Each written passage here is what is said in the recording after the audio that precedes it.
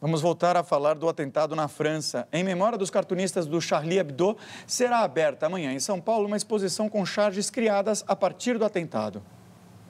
Criada na década de 1970, a revista Charlie Hebdo sempre implicou com a direita francesa, com os conservadores católicos, com a hierarquia judaica e com o terrorismo dos fundamentalistas islâmicos. Entre as vítimas do atentado estão cartunistas que influenciaram gerações, como Jean Cabot, Bernard Verlac e Georges Wolinski, considerado um dos maiores nomes do gênero na França. O modo como esses jornalistas e cartunistas trabalhavam é uma herança cultural de um país com uma rica história, né, de jornalismo combativo, de sátira política e de um elevadíssimo teor artístico. Logo que aconteceu o atentado, de forma espontânea, cartunistas do mundo inteiro começaram a trocar imagens, mensagens e charges pela internet através das redes sociais.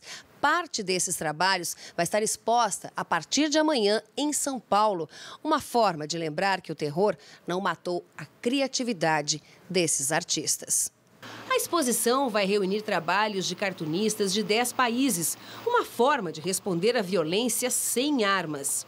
Se eles queriam atingir uma redação, entrar dentro de uma redação, matar jornalistas e cartunistas, hoje milhares de redações pelo mundo inteiro estão mostrando que eles erraram. A charge continua muito viva, né? Aliás, ela nasceu viva. Cartunista em Araraquara, interior de São Paulo, Lucas Lima tem charges publicadas em vários jornais do país. Eu sei que às vezes algumas pessoas podem ficar um pouco bravas comigo, né? Mas acho que a função do chargista é justamente cutucar a ferida, né? Apontar as coisas com bom humor. O atentado que aconteceu lá na França também teve repercussão aqui no Recife.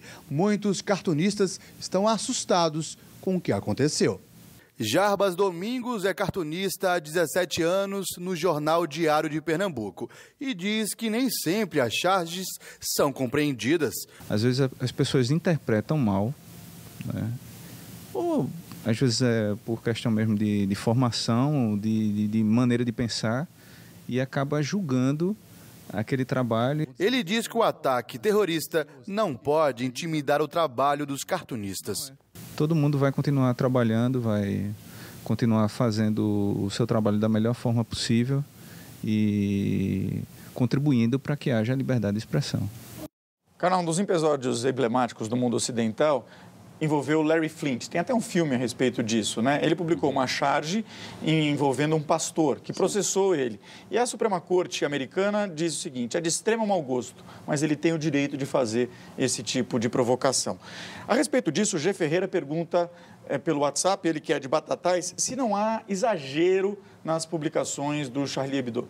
Sem sombra de dúvida, eu que sou um leitor do Hebdo há bastante tempo, acho que nem tudo era de bom gosto, mas a liberdade de expressão é um valor sagrado. Como diziam os pais fundadores dos Estados Unidos, é lógico que alguém tem que regular a liberdade e que ninguém pode ficar falando o que quiser, mas quem poderá fazer isso? Quem é a personagem que pode dizer o que é de bom ou de mau gosto? Porque há trechos da Bíblia e do Corão que são de extremo mau gosto.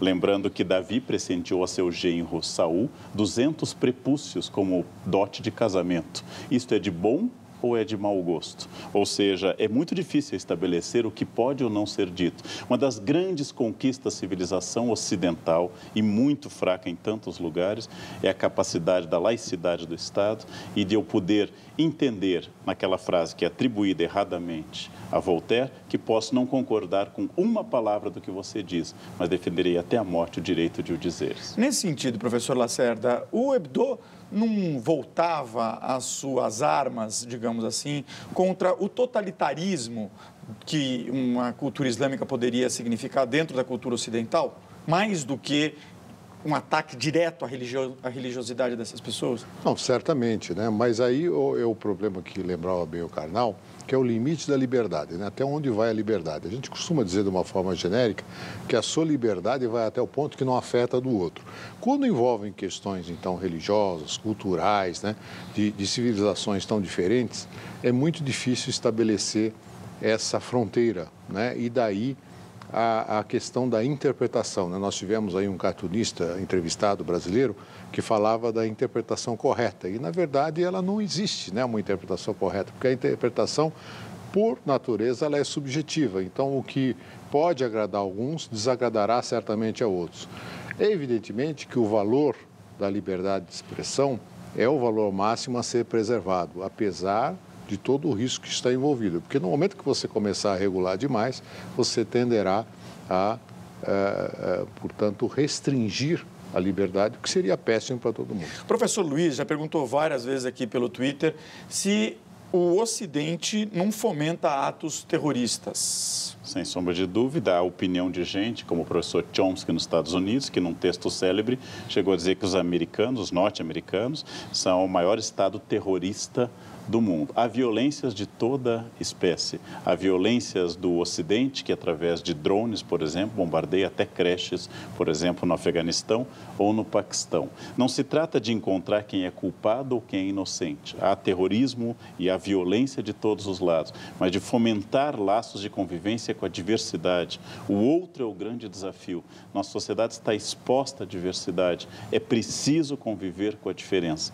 É preciso entender que o outro pode existir, e que se eu não gosto do Charlie Hebdo, basta que eu não o compre. Se eu não concordo com ele, que eu não o leia. Que eu publique numa rede social que eu não gosto. Agora, matar, a vida é um valor absoluto. E nenhuma religião, de espécie alguma, e nenhuma ideologia que fale em morte é válida ou deve ser admitida no convívio público. Gostaria de lembrar, Ricardo, se for possível, a questão fundamental, né, que tem muita relação com a questão também, além de todos os aspectos que nós levantamos aqui, econômica, né? Porque no momento em que há uma tentativa de padronização de comportamento, há um interesse econômico, evidentemente, de preservar esse espaço econômico, e isso que gera tanta disputa no mundo hoje.